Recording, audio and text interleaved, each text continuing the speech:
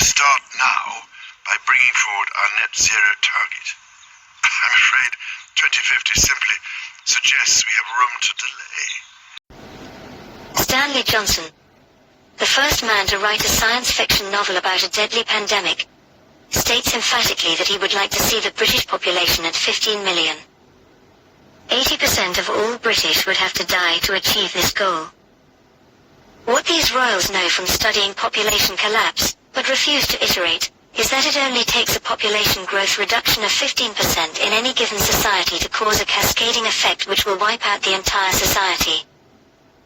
In science, we call this an inverse population pyramid.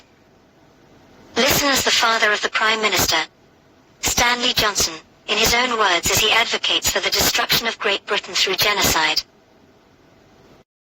As a corollary to that, you have to get population, but I'd add as a corollary to that, you have to get population under control as well, because if you look at it in sheer economic terms, how can you sustain increases in per capita income at a time when you have rising population without rising economic growth? Whereas if you have a declining population, which is what I would aim for, then of course even a stable economic growth situation will give you increases in per capita income.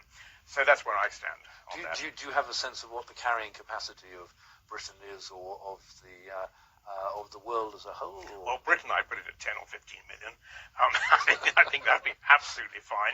I mean, that would do us really splendidly.